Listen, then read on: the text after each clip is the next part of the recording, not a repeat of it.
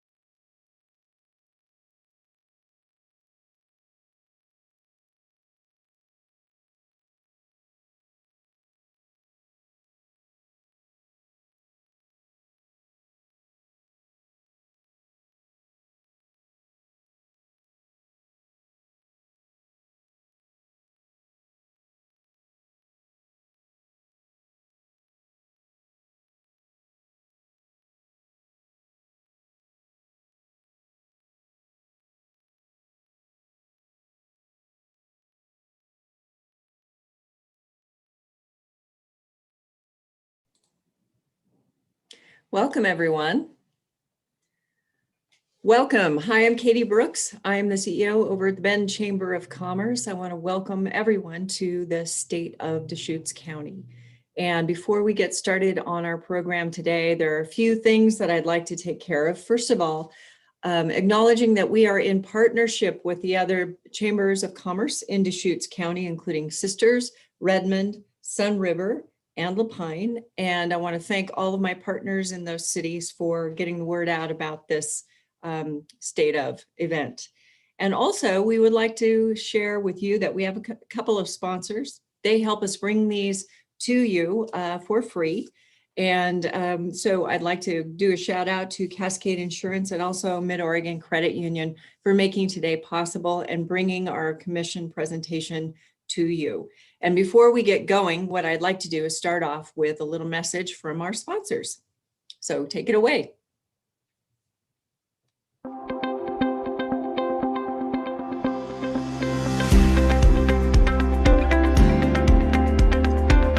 So today, it really is a reflection of who the organization is. This isn't a thing like, oh, we're going to be different, all 364 days, and then we're going to come here and have a rah-rah day, and then just let it go. This is what we do.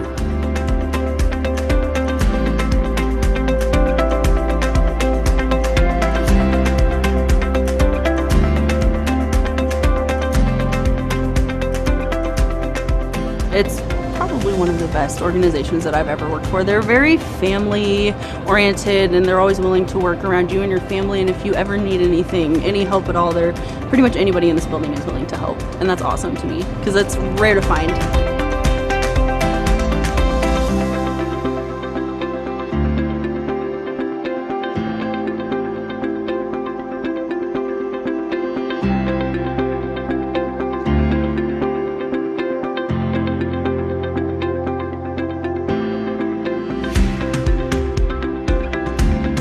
it's really nice to have community partners such as Mid-Oregon Credit Union and Laura and her staff, and it's amazing how vested they are in our community, because not only do they do this with us today and then help our clients with establishing an account, they also collect school supplies for us at the beginning of every school year. So we're able to then put that out there for our families as well. So it's just an incredible collaboration, and we're really fortunate and really lucky to have such a great team such as Laura and hers that are here with us today and that actually we can count on anytime.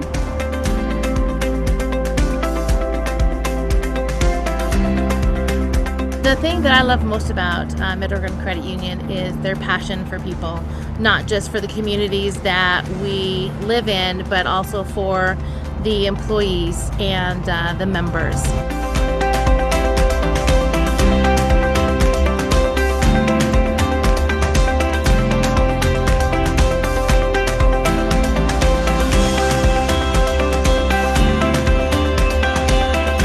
There is no organization can do a better job of serving the community by knowing and being the community than Mid-Oregon Credit Union. Exhilarated, just absolutely love this. This is my jam. I love it.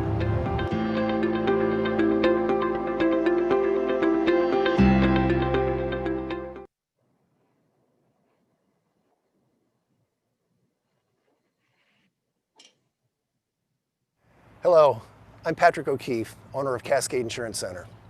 I'm glad you're able to join us for this year's State of the County and State of the City. First, I'd like to thank the Pickleball Zone and the Trampoline Zone for letting us film this introduction here at their facility on 18th Street. Cascade Insurance Center has been a member of this community for over 35 years, most of that time right in downtown Bend. And as a small business owner, I can definitely say that the state of the county and the state of the city directly affects me, both personally as well as on a business level. Whether you live here, work here, own a business, or are employed by one, own property, or just come to our beautiful region to recreate, the state of the city and the county affects you too. Like many businesses, we've had to navigate the challenges that have been presented to us this past year. While some of these are outside of our control, the response from our elected officials and community leaders very likely have a direct impact on us. And that impact can affect the bottom line of some of our local businesses. So it's important to hear where we stand at this point in time on some of these issues. And with the many curveballs that have been thrown at us in recent times, day-to-day life goes on. The business of the city and the county continues. Housing, transportation, the tourism industry, addressing homelessness, streets, roads, and much more all continue to require our attention as we continue to grow, as we know we will, in a healthy and strategically planned way. So it's important to understand maybe the rationale behind some of these decisions, or where we are in the planning or the processes of some of the things you'll be hearing about. I'm hoping you'll listen closely as our presenters provide their perspective, and feel free to engage by submitting your questions and comments. I'm hoping we'll each learn a little bit more about our city and county. So thank you for joining us in the state of the county and the state of the city. Thanks again to Cascade Insurance and also Mid-Oregon Credit Union for the intro. And without further ado, I want to get going on our program and welcome our panel, the illustrious commission from Deschutes County. I'm going to go from on my screen left to right. And so first is Phil Henderson. Commissioner Henderson, thank you and welcome.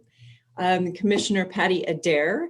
And then finally, Commissioner Tony DeBone. And we really appreciate your time and your effort in sharing this information with us today. If you have questions, as Pat mentioned in the video, please put them in the Q&A section of your screen. And we'll be looking at those as we go along and trying to ask as many questions at the end of the presentation as we can. Also know that you'll receive this as a follow-up in an email with a recorded session and also any information from the session, including the slide presentation. So with that, I'm going to hand it over to the Deschutes County Commission. And which one of you will be up first? I will. Thanks, Commissioner Adair. You're welcome. Thank you so much. Thank you for joining us today. I love those words, curveballs. Yes, we've had a lot of curveballs this year, particularly in Deschutes County.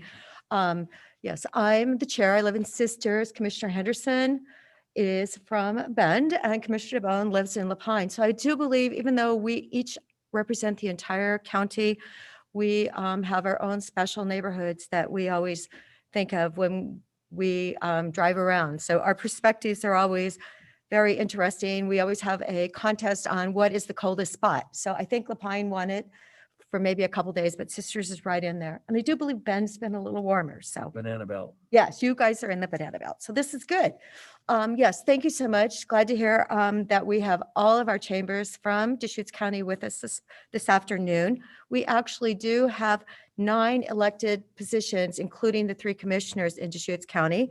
We have our assessor, Scott Langston. We have our clerk, who's currently extremely busy, Nancy Blankenship. Our sheriff is Shay Nelson. Our district attorney, John Hummel. Our justice of the peace is Judge Charles Fadley. And our treasurer is Greg Munn. We work with Greg a lot, pretty much on a weekly basis. Our administrator, Tom Anderson, is responsible for the 11 departments you'll see on the left side of your screen. And then our deputy county administrator, Eric Kropp, is responsible for the 5 on the right.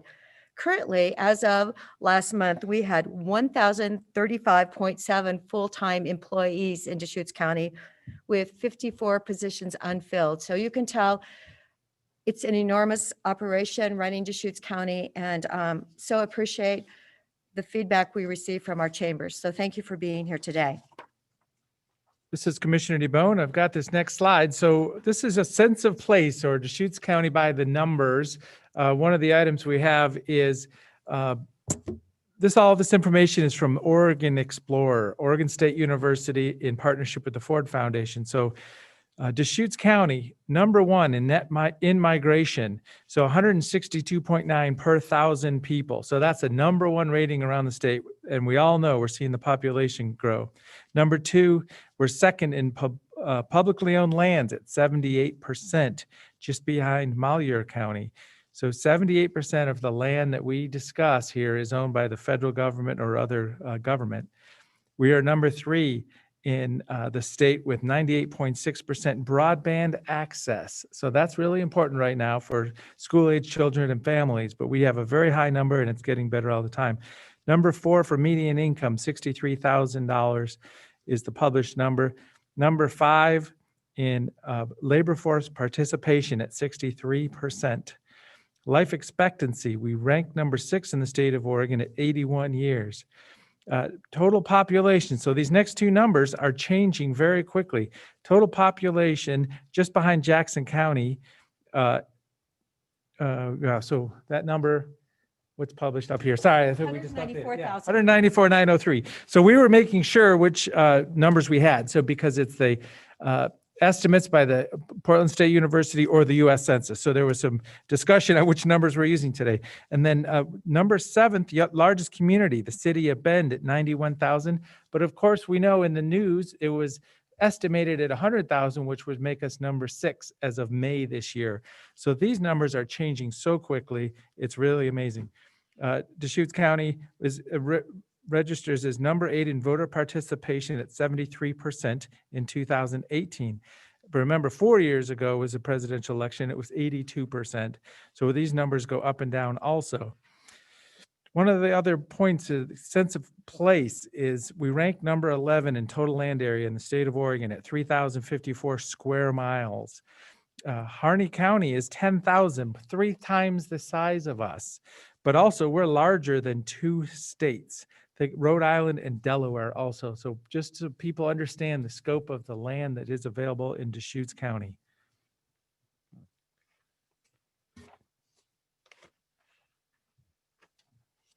So good afternoon. I'm Phil Henderson. I'm the 3rd county commissioner.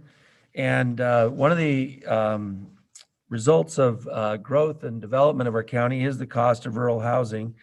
We're unusual in the counties in Deschutes or in the state of Oregon that only a few really have a lot of rural housing, and we're one of those. And those kind of predated some of the land use planning, et cetera, but it's a vibrant part of our communities. So what we did here is create a slide that actually talks about the rural housing. So this is, the first one is the property around Bend. It's the unincorporated area around Bend. And I'm just going to give you the first three digits. So 762,000 is the average price of houses around Bend. As you read down that, Redmond at 503, around Sisters 659, Lapine 338, between Tumalo and Sisters 780,000, and Three Rivers South, which is kind of everything south of Sun River, 499,000. And then manufactured homes are even at 280,000. So this really is important to point to our housing costs issue. It's something we worked as commissioners on a lot and hope to do in the next 4 years as well. But these are these have gone up significantly over the last several years. And the strength of that pricing seems to be actually increasing with what we're going through as a country as more people want to move to an area like this. Thank you. So back to the population numbers, there's a number published for 2020 at 194,903. So very close to 200,000 people. And in the next 10 years, expecting to add 35 or 40,000 people. And that may even be accelerated since these numbers have been published. But that really puts in perspective, getting from 200,000 to 250,000 is kind of the scope and the horizon that I always think of. And then 10 years after that, another 30,000, 10 years after that, another 50,000 possibly. So the acceleration is very much calculated into the population numbers.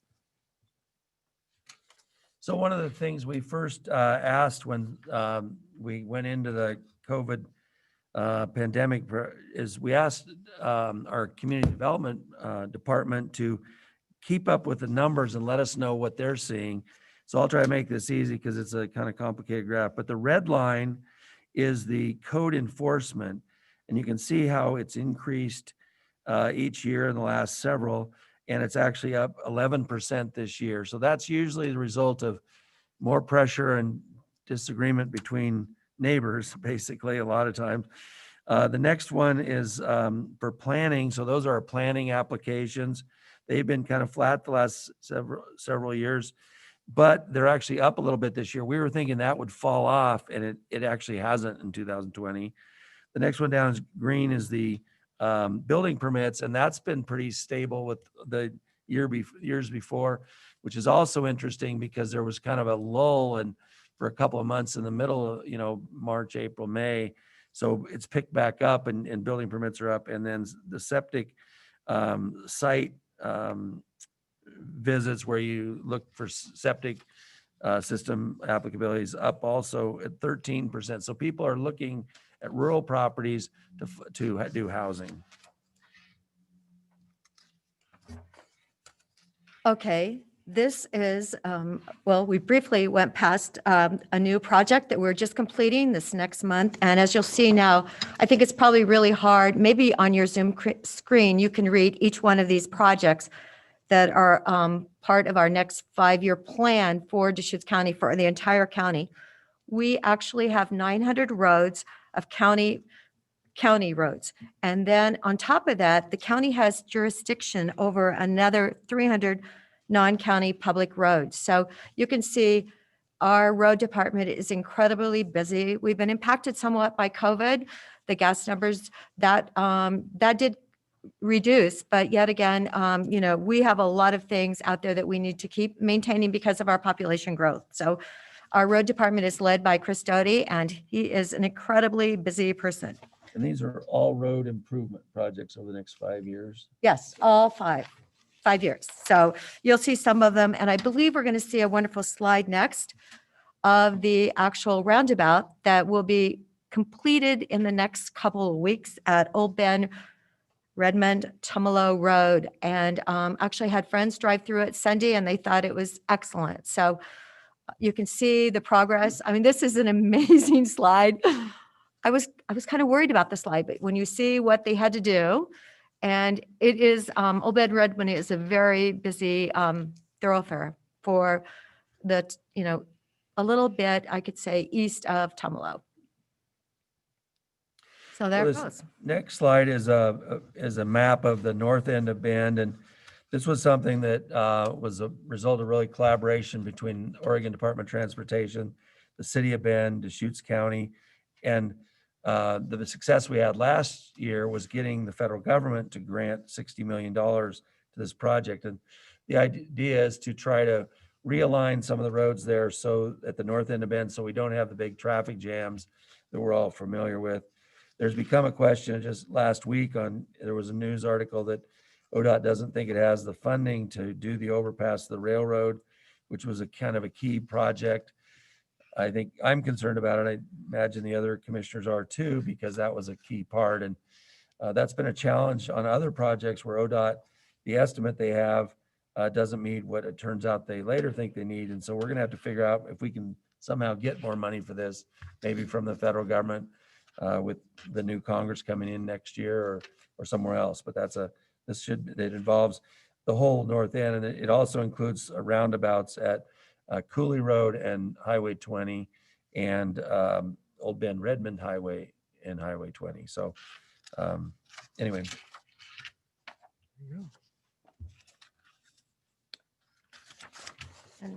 So the next up is the slide on Veterans Village. You may have heard some of this. This is an exciting project that was initiated really by the Bend Heroes Foundation, which has been responsible for a lot of the work kind of memorializing and celebrating our veterans. They came to us as a proposal for doing a Veterans Village similar to what's done in Clackamas County, where we have transitional housing for homeless veterans. And this has worked really well in Clackamas County. And this is kind of an example of small modular living with shared community kitchen, shower areas, and public areas. And we have had a property on our public safety campus that we felt was able to hold this. So we've signed a letter of intent with Bend Heroes Foundation. They also had brought in Central Oregon Veterans Outreach, who is going to be the manager and the person staffing it. They've been such a key part of this proposal, and we've been working on it for probably a year now. It's also been shared in interest with the city of Bend, so they can be asked their update about it. And even legislator Helt has been very helpful as state. So this is level. So this is going forward. It's an exciting project and one that I think a lot of our county will be very proud to have. We're now looking at the Stabilization Center. That's actually a 1960s building that was upgraded for our Stabilization Center. It opened in June, and the excellent news is it's already served over 325 people since it opened. And amazingly, the visit number is 464 to date. It's serving the public, and it's actually relieving a lot of pressure. 20% of the patients, or I guess you would call them clients, were diverted from the emergency room at St. Charles. So we're really happy about that. And then the other important fact is that 16% of the people brought to the center were brought by law enforcement. It's really working out well. Holly Harris runs the program, and she did an amazing job applying for a grant from the Oregon Criminal Justice Commission of $2.4 million, which now allows her to run the center 24/7. So it just started running 24/7. It's really important. It's really needed. It provides short-term care. It's not for long-term care, but it can help children and families. So please be aware of it for the community and let your friends know that it is open now, and it is open 24/7. So thank you. Next, solid waste. So Deschutes County is the operator of the solid waste system in Deschutes County proper. So this is for everybody inside and outside the cities. It's an enterprise fund with its own income and expense, profit and loss as the business of the people. So not landfill is the one place that where solid waste is disposed of. We have our franchise operators collecting and delivering every day, and our franchise partners are very good partners in this project. Recently, we've published the solid waste management plan. So this is kind of like the 10-year horizon of what are we going to do? Because before the last recession, it was mentioned we're going to run out of space at the landfill. We had a multi-year recession. We had the depths of the recession. We came back. We've opened up a few more cells at the landfill, but there is an end date out there. So we put a 10-year horizon on a management plan, and it talks about the future. This management plan talks about the state of the system, planning for growth, waste reduction and recycling, how that fits into the system, and then the infrastructure and facility needs. There's an implementation schedule in there also. With our solid waste in Deschutes County, over the years, I've learned that this is a very cost-effective system. It's very stable. We have great partners, the operators, the staff at the landfill. So we should all be proud of this facility. And we're going to be doing, some big choices to, look for the next location in the next few years.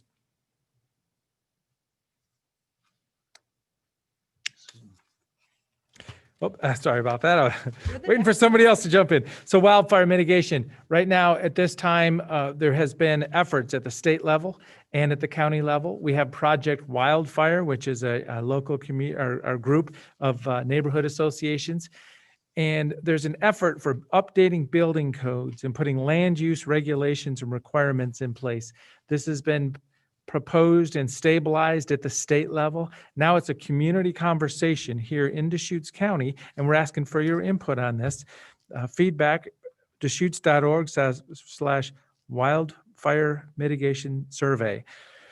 But please get engaged, share the information, think about what we're talking here in the rural county, building code updates. It may cost a little more to build a house if there's a hard requirement that it's cement siding or roofing or overhangs or very specific design.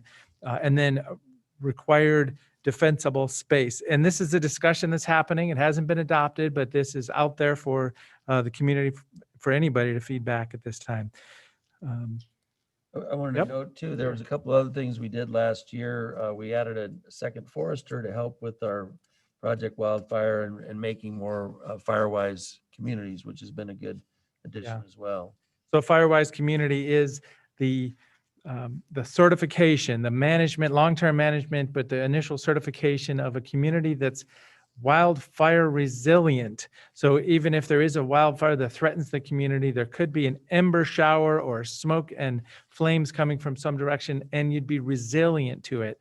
No guarantees, but you can really survive. And we've have examples of houses that were untouched in wildfire events in our county where other ones are around them. So having that preparation, the defensible space, the fuel reduction around your house really can pay off. And we just saw it this summer. Wonderful. And don't forget to have your phone number with our emergency system too. That's part of surviving and being notified if there is an issue. Speaking of legislative priorities, I've had so many people talk to me about, please do something about our ADUs. Yes, of course, that is on our top agenda for this next year's legislative action. And the really good news is, even though Deschutes County has not had an additional judge since 2003, we believe that there will be 2 coming this next year. We actually had it this year. Didn't quite happen, but we're hoping next year. I know we need 3, but I think 2 is way better than 0. So we're working on that. We're also working on our policies for funding of not only behavioral health, but also public health. We realize it's an enormous responsibility that we carry as your county commissioners. And the other thing that we work on, in addition to the ADUs, is just the housing crisis and what we can do. We recently had letters sent for any home from 1945. There's only 113 of them in our county, but we sent them letters telling them that if they want to build a new house, they could actually convert their existing residence, as long as it was built before 1945, into an ADU. So we're trying to do our part to improve our housing crisis. Mr. DeVon? Thank you very much. So protecting public health during these COVID-19 challenging times. One of the interesting applications is the Emergency Operations Center. In Deschutes County, I had just mentioned wildfire and wildfire events, and we do that. We have these kinds of events where we need to stand up emergency operations, inform the public, and do the best management we can. So that's what happened at the beginning of this year. We set up with the Emergency Operations Center, and this was very much health department based, but we have practice and we know how to do that. So we were able to put that in place. One of the current efforts is contact tracing, and people hear about this, and every Wednesday we're having an update from our health department and we're hearing the numbers. But contact tracing, somebody that has been has COVID, and then who have they been exposed to, who else have they exposed, and giving those phone calls, asking people to quarantine and stay out of circulation. So that is what's happening with contact tracing. The goal is to be 100% contact tracing. Wherever we find a lead, we want to be able to call and just inform the person that might have been exposed or the community, what the best thing we can do to slow this spread. We have CARES Act dollars the federal government has allocated to the state allocated to the county. So we have been able to, as a board of commissioners, allocate to the COIC for business loans, to the school system, and to the High Desert ESD for daycare and opportunities for everybody. My slide. Oh, I'm sorry. Okay, I was going down, stepping on something here. Okay. So testing information. So the information we have on Wednesdays really provides the, the current information on who's been, who has COVID. Sorry. Let's go on here. Mr. Henderson. Yep. So this next slide is what Commissioner DeBonne was talking Yeah, about. sorry. Was this federal government allocated money to the state government to allocate to the counties. And in our state, the county said, the state said, we'll give you this much money. And so what we've done is try to target investments that really would make a difference in our communities and a difference related to the COVID crisis, really. So this just highlights some of those investments. It's actually a longer list, and if anybody wants to see that, it's available through us. But support for the most vulnerable in a variety of ways. Part of it is housing and rental assistance. We've done a lot with childcare. We did some from from the county funds also, but this was the CARES Act. And then support for local businesses. We worked on several things with this as well. We did a loan program and then a grant program, and then we helped distribute the Business Oregon one, and then this is an additional money, and then public health. So one of the things we have that's hopefully everybody watching this has seen, or if you haven't, you can look at it, is a dashboard that really is pretty interesting that you can access with the link that is on that Deschutes.org/COVID-19. And it gives you some of the numbers that we all wonder about how many positive tests have there been. That's the number of cases up in the left corner. How many are still active? That means when somebody has been tested positive, they become an active case, and they don't become an inactive until there's 14 days period where they're no longer sick. So that kind of thing. And it shows a variety of things across the bottom also. So please take a look at that if you get a chance. It's really helpful. And our county health department's just done a tremendous job in getting this kind of information available to the community, which is why one of the reasons I think we've done so well. Yes, but we're always trying to improve that information. In fact, we're currently adding Spanish in our meetings, and we're doing information to be given out to people that are tested and need that extra help with explaining the importance of how they need to take care of themselves and quarantine. Very, very important. Currently, we have 1,134 cases. I know that seems like a lot. We're actually, if you rank it per 100,000, we're 23rd out of 36 counties. So that really helps make it look not as awful as some days it sounds. Currently, we're 586.5 cases per 100,000. We know our health department is working day and night in order to let you know what you should be doing and how you can protect yourselves. And one thing I wanted to say about the 23rd of cases per 100,000, you would expect some of the counties in Oregon that are pretty small or pretty, spread out people-wise to be lower than us. So to be at that level when we're the 7th largest county is really remarkable. And our tourism, don't forget our and tourism. with the amount of tourism that we've have coming here Yes. deal. So the next slide is really interesting, I think, and then you take a minute to look at this. So we hear about positive cases, but a lot of people that are tested positive are actually asymptomatic or have very weak symptoms. And one of the things we really focus in on is the number of hospitalizations. And we don't have the chart here, but it's kind of interesting that in this, we have a chart we get every week that shows that as early on there were hospitalizations were really, I think there were 29% of the people that tested positive ended up in the hospital. That was when the hospital was trying to not have people come unless they're really sick. What we see here is there's been 69 hospitalizations of Deschutes County residents, and then down the bottom, 153 at St. Charles Health System. So a lot of when you hear about hospitalizations, they aren't all necessarily from Deschutes County. So we have that's after 7 months of lockdown, which was last Friday. So we have, 10 a month roughly. 6.1% of cases are that serious.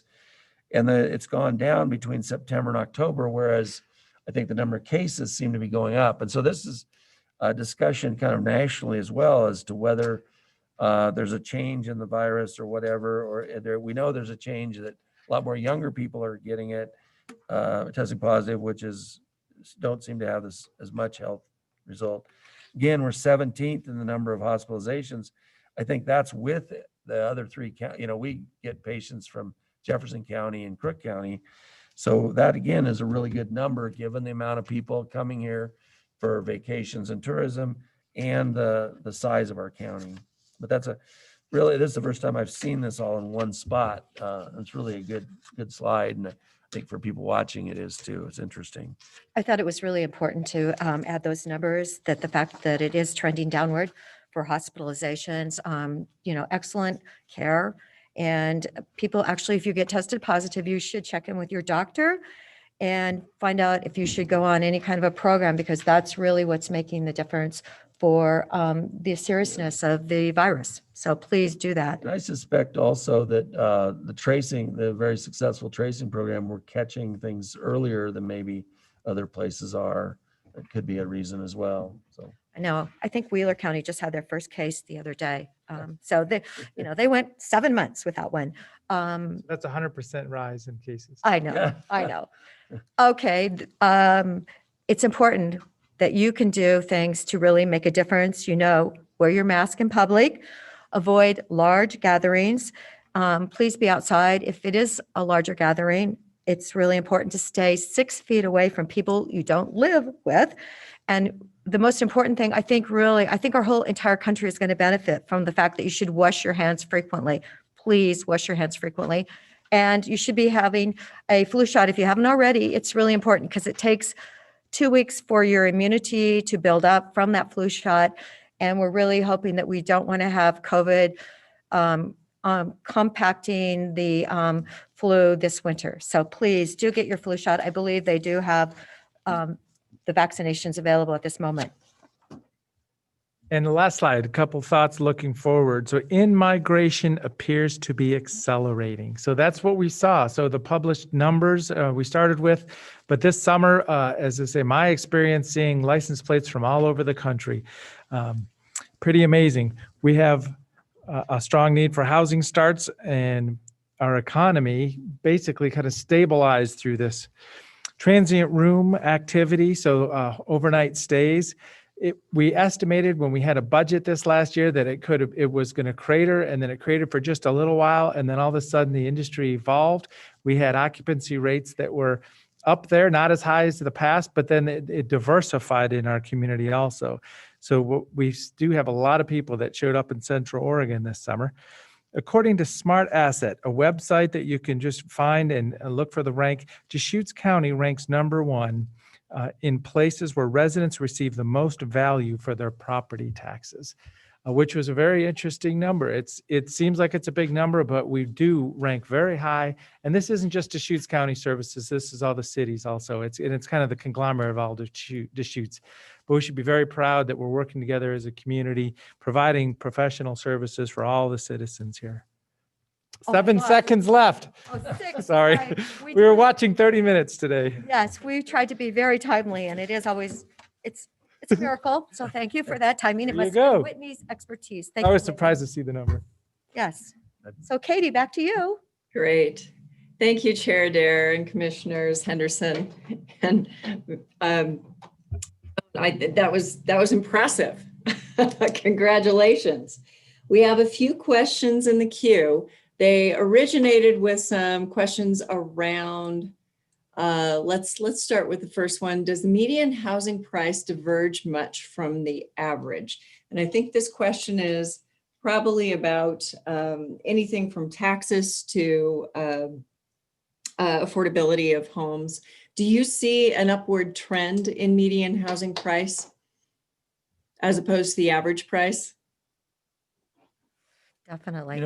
Well, I don't think we prepared the information on that, so I don't think we can talk about it specifically, but we've seen that in the paper, certainly, that the median prices have gone up before the pandemic, and my guess is they're going up since the pandemic. We could get that information to people that Yes. asked, but And a couple thoughts, housing is very important. The rural land is where we have land use authority as a county over. Then we have the cities, the 4 cities. Bend has worked its UGB. Redmond has its urban expansion areas and UGB efforts. City of La Pine is 7 square miles, and there's a lot of opportunity there. And Sisters is kind of smaller UGB efforts, but building inside of itself. So housing is very important. In the rural county, we have some of the older manufactured homes. So this is a scenario my wife and I were in. And if you get rid of a 30-year-old manufactured home and put a new house there, and the numbers change drastically is the point here. Our taxes went from low to high, but we have an efficient home and the property value is way up. So they can change drastically with improvements also. Great, thank you. There's a question from Councillor Preeden from City of Sisters in the queue that I'd like to ask. Oh, Michael, really? I'm sorry? I was just giving Michael a hard Hello, time. Michael. Yep. Can you explain if the county can assist the City of Sisters with their comprehensive plan, which is now underway, their update, and the difficulties in the process of the potential UGB expansion? Any advice, any ideas there?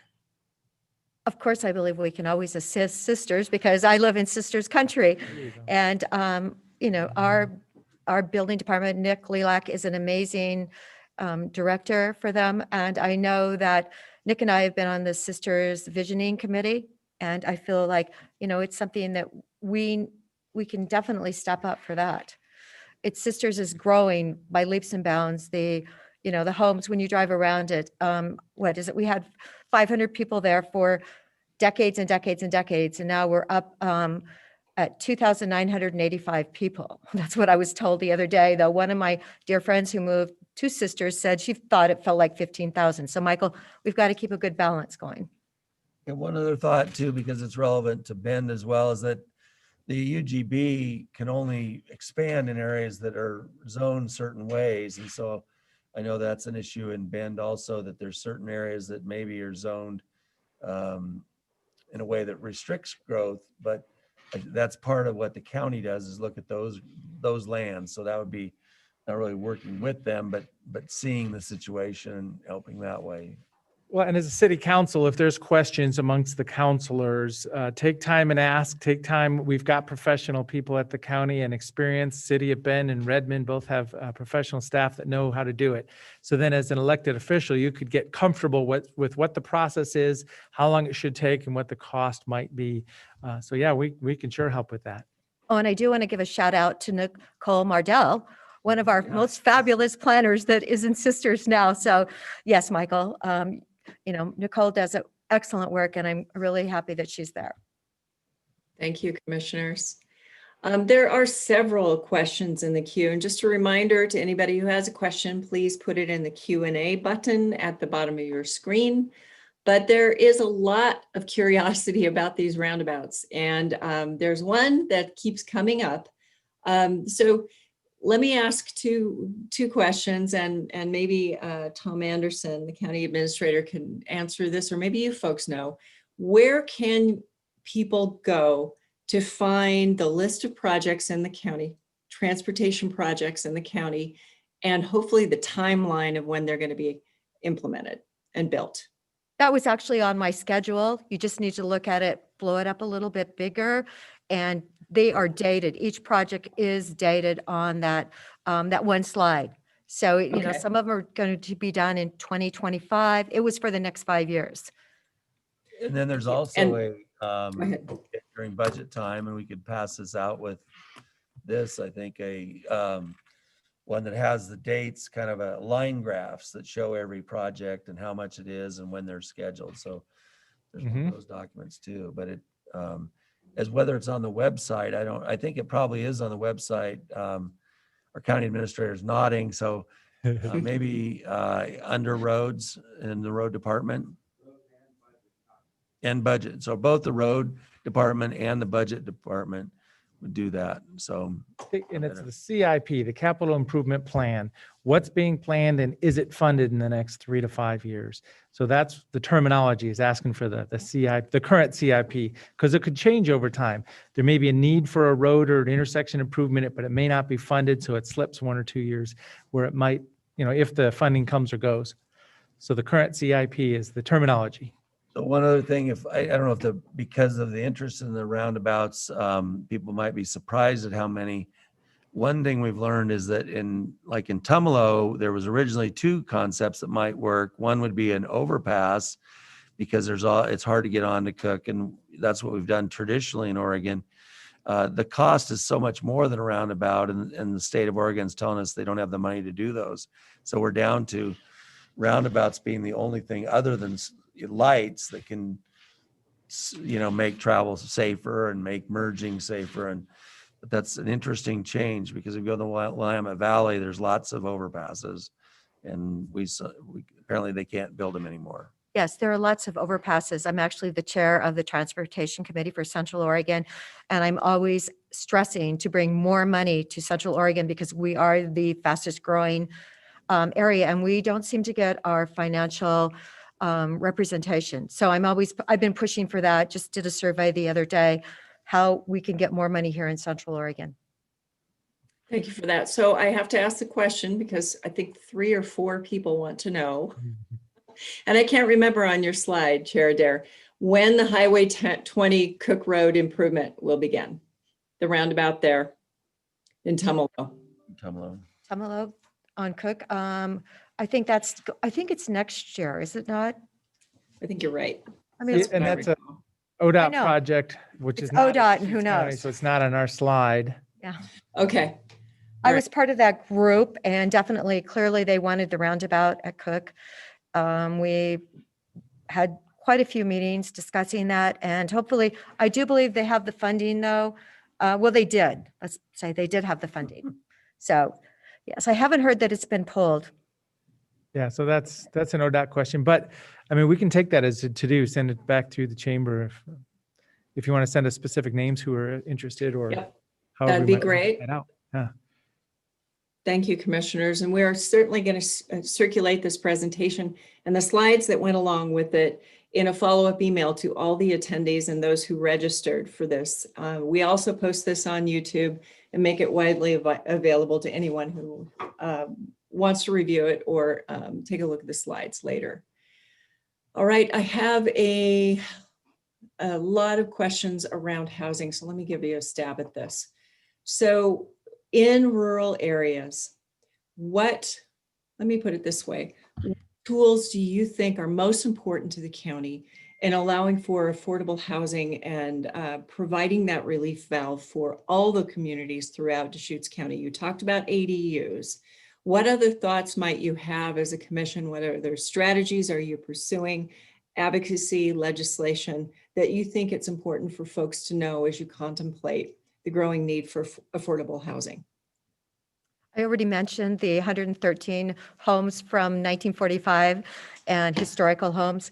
That's, it's I think only 2 people maybe had used that. It was a legislative thing. I was hoping to get it up to 1975? That would have been so much more helpful for Deschutes, but the legislators put that at 1945. So unfortunately, that's pretty minimal. We are working on our non-prime resource. We're still working on that. We have 900 acres. That is critical, that if we could change how that's looked at by the state land use, we're working every day to see what we can do. Any other comments? Yeah, so a couple other comments. So we're actually right now in the process of developing a housing strategy report and study where we're really looking at all options. And so hopefully in the next year or so, we'll be able to identify even more. But another one is we do have our own properties that we've been able to donate. One was to in the city of Redmond, a pilot project there that will allow several hundred homes to be built on a 40-acre parcel. We advocated for that in the legislature, and that was passed by the legislature, and that's in planning now with the city of Redmond. Other things that when a little more on what Commissioner Adair was saying about the non-farm or non-prime resource land, the 900 acres is 6 individual parcels in different parts of the county, many quite remote actually, that were committed before land use planning to housing. And so they're kind of halfway developed, but they're now farm or forest zone. And we've said, well, they really aren't farm or forest. And you can see it when you drive there. But if a person wants to build there, they have to do a conditional use permit as opposed to just put a building permit in. So those were properties that could be developed. The other is the issue of whether there's other land that can be developed into other kinds of housing options. And we've talked about a lot. I mean, we don't do mobile home parks anymore. Is there a possibility for that? Or RV parks? You see a lot of that. Is there anything in the counties? But those are kind of things we have to do at a state legislative level and talk about it. And we're not the only county that has this. I mean, we get pushback from some of the groups that don't want any change. And we all very much favor farmland and preserving that. But there's a lot of Deschutes County that isn't farmland that's zoned that way. But if you're an individual owner, you have to prove that you don't have farming capacity there, and it's quite expensive. So, but other counties have the same challenges. So those are a couple ideas. So I would go at the highest level. It's the state land use system. So it's something we love as Oregonians. 1973 Senate Bill 100. Let's put the people in the cities and keep the rural. But that scenario may be breaking down 40 and 50 years later, where we have such a hard time expanding an urban growth boundary like we saw in the city of Bend with so much development pressure, where the population seems to get densified in some areas and the small towns and some of the rural areas in the state are just fade away, from the economy point of view. So there's just a high level land use discussion that could be had there also. City of Bend is going to be able to bring on a lot of parcels, with their UGB. City of La Pine has land, and there's new neighborhoods being kind of platted out right now there. So this is a moment in time. We saw the cost of lumber kind of skyrocket up, and maybe that's coming back right down right now too. So let's all work together and communicate, because housing is very important. Thank you for those thoughtful answers. And same question. I know you folks have struggled with it all across Deschutes County. And how do we help the growing population of homeless and those who are in transitional types of housing? And I know that you have had conversations with various cities around the county. Any insights on what some of the next steps, aside from the great work that you've already been doing, that you see coming up in the next year or so as we see this population increase?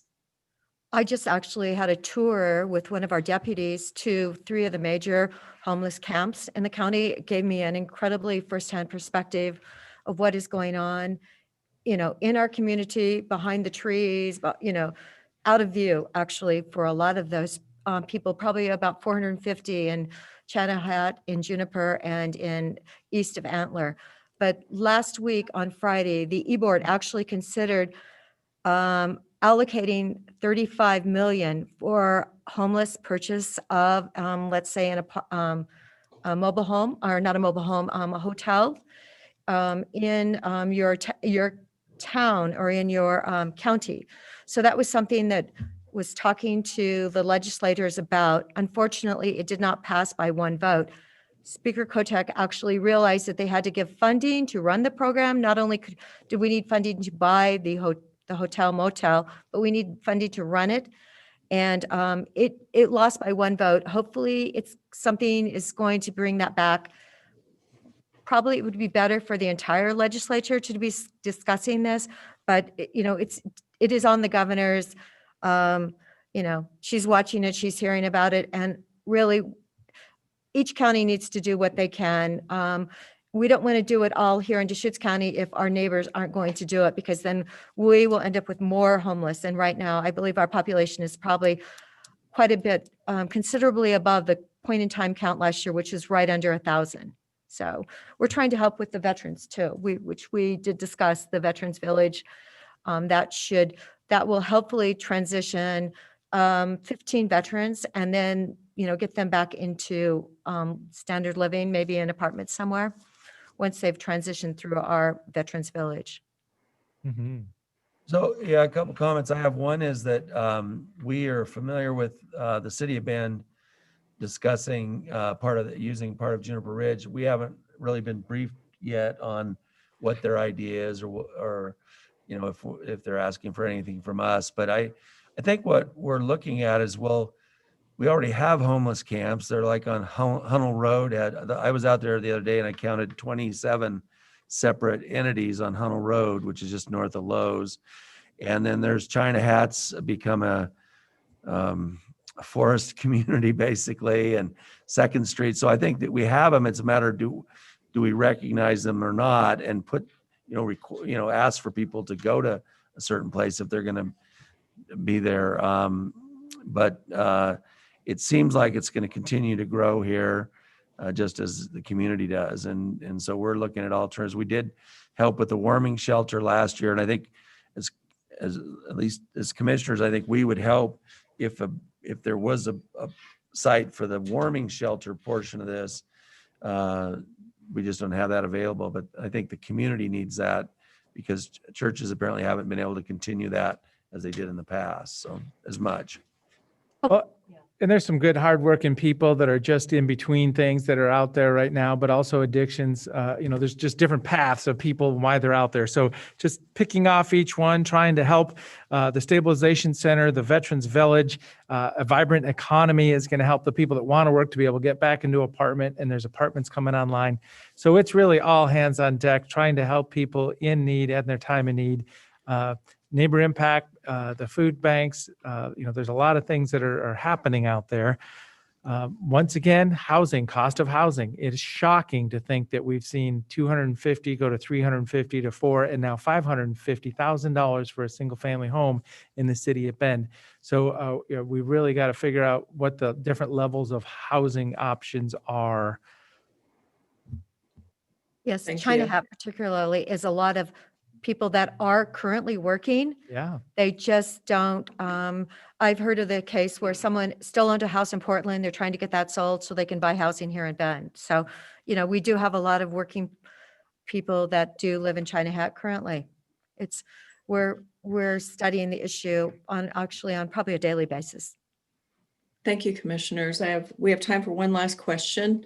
In regards to the new waste management site, could you please share with us what that site selection process looks like, what type of input that you're taking, what your timeline is, just a little bit more detail on what you see as the challenges and the benefits to that project moving forward?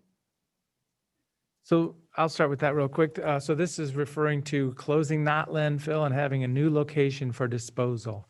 If we have right now, we have people coming to us with some aggressive ideas about how to really reduce our waste stream. But we've determined that even if we had some, combustion or whatever, we'd still have ashes and other things to dispose of. So we're always going to need a disposal site. The process hasn't been in front of the board for the next step at this point in time, but the plan has been adopted that says that we are going to look for a facility in the county. Currently, it's really been internal land use, kind of scoping out the leadership at the landfill thinking, and looking at opportunities. So we haven't, my point would be the day we lay a map out on a table at the Board of Commissioners meeting will be the day that a lot of people get engaged. So it's just discussions kind of in the background right now and nothing real official at the board level. But we do expect to have a land use proposal and, go through the process in the next few years.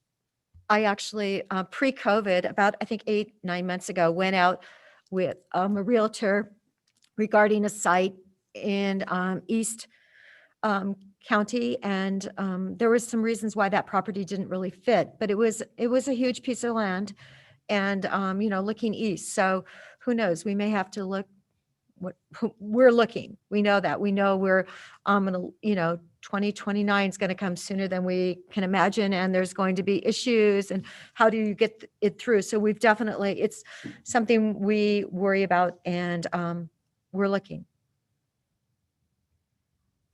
Thank you very much. Okay, there are several questions that I'm going to pass on to staff that are in regards to, for example, Sun River addresses to align with county, more questions around very, very specific projects. I want you to know that I will pass the questions on to the county, and you can always find information on the county's website. And I want to thank each and every one of you, Chair Adair and Commissioners Henderson and Devone, for being with us today. This was full of a lot of information. I know it's very, very difficult to compress all of that into 30 minutes. And I thank you for the effort in putting all that together.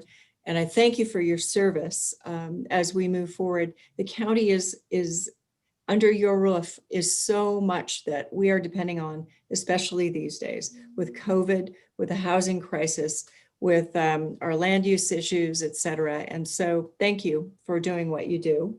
And want to remind everyone that we had some co-sponsors from across Deschutes County, from Sisters, Lapine, Redmond, and Sun River.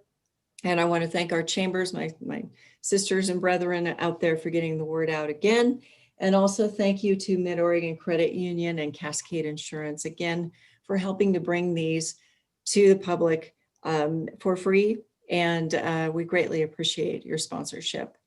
So with that, I'm going to end this webinar, and thank you all for attending today. And commissioners, one more thanks to all three of you for attending today's webinar.